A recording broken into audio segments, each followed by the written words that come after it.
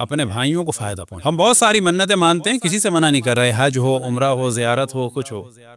کیا یہ منت مانی جا سکتی ہے کہ یا اللہ میری بیٹی کی شادی ہو جائے تو میں بھی 5 یا 4 یا 10 لڑکیوں کی شادی کے لیے پیسے خرچ کروں گا؟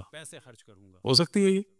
اچھا پیسے نہیں ہیں تو یہ ہو سکتی ہے کہ دل کی گہرائیوں سے جس طرح سے اپنی بیٹی کے لیے رشتے ڈھونڈتا ہوں، میں بھی 5 بچیوں کے اچھے رشتے ڈھونڈ کے دوں گا۔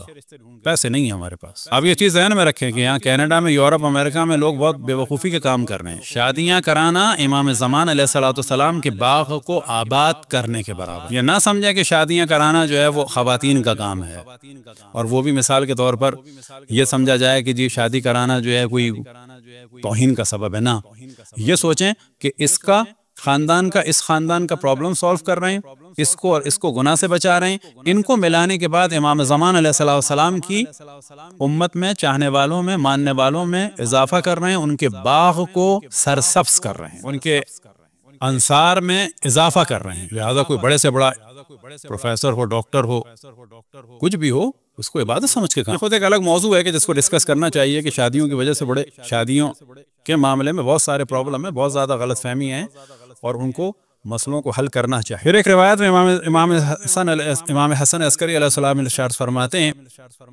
ان مدارۃ اعداء اللہ من افضل الصدقۃ المرء علی نفسہ واخوانہ، کہ اللہ کے جو دشمن ہیں، اب یہاں پر زندگی کا وہ بتایا جا رہا ہے، جو ہمارے دشمن ہیں مذہبی اعتبار سے، ان کے ساتھ کیا کیا جائے؟ مدارات، یعنی اچھے طریقے سے ملا جائے۔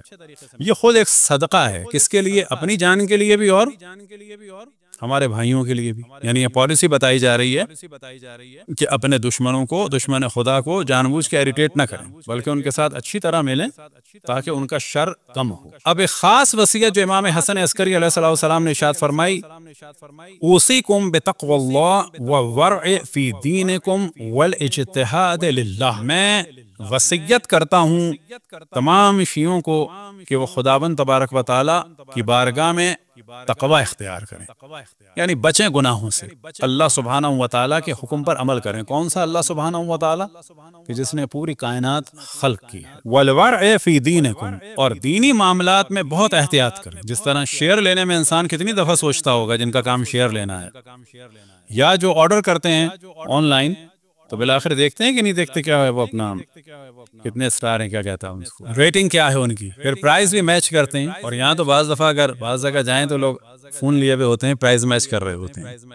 تو اتنی نہیں تو اس سے تھوڑی آدھی کم سے کم احتیاط انسان دین میں کر لے۔ تو مومنین کی علامت یہ ہے کہ وہ اللہ سبحانہ و تعالیٰ کی بارگاہ میں خوف کسی کیفیت ہو، اطاعت، اور اس کے بعد ایک ورع ہو، والاجتہاد للہ، اور خداوند تبارک و تعالیٰ کے لیے کوشش ہو، یعنی اللہ کے لیے ہم کوشش کر رہے ہیں، یعنی اپنے اللہ سبحانہ و تعالیٰ کے حکم پر چلنے کے لیے۔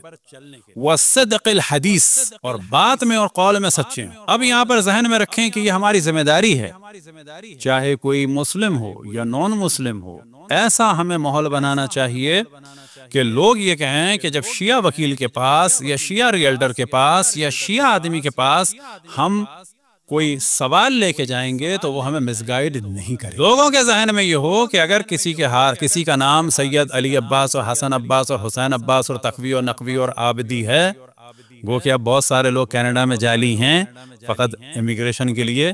یہ ایک بہت خطرناک کام ہوا ہے کہ یہ شیعہ بن کے انہوں نے لی یہاں پر اسائلم وغیرہ، اور آپ تصور کریں کہ یہ کئی ہزار لوگ اگلے سال میں ہو جائیں گے، ان کی نسلیں، کہ جو یہ کہیں گے کہ ہم شیعہ تھے اور اب کیا ہو گئے، ہزاروں نظر آئیں گے۔ وہ یہ تھوڑی کہیں گے ہمارے ابا نے جھوٹ بولا تھا نقوی بنے تھے، وہ کہیں گے ہاں ہم تھے، ہمیں پتہ چل گیا مذہب بات ہے۔ بہت خطرناک کام ہوا ہے جو یہ۔ لہٰذا مومنین کی ذمہ داری ہے کہ خیر جس کو پتہ چل جائے کہ ہم ہیں تو پھر اس کو صحیح گائیڈ کرنے کے بارے میں یاد رکھیں کہ نقصان نہیں ہوتا۔ جب کسی کو صحیح گائیڈ کرتے ہیں تو اللہ اور برکت دیتا ہے۔ مثال کے طور پر جو لوگ گاڑی کا کام کرتے ہیں، آپ دیکھیں پاکستان وغیرہ میں جو دھوکہ دیتے ہیں وہ ایک دفعہ کماتے ہیں، لیکن جو صحیح بات کرتے ہیں کہ نہیں کوئی کام نہیں ہے، ایک پلک خراب تھا ہم نے لگا دیا، وہ کیا کرتا ہے؟ ہمیشہ بعد میں بھی آتا ہے۔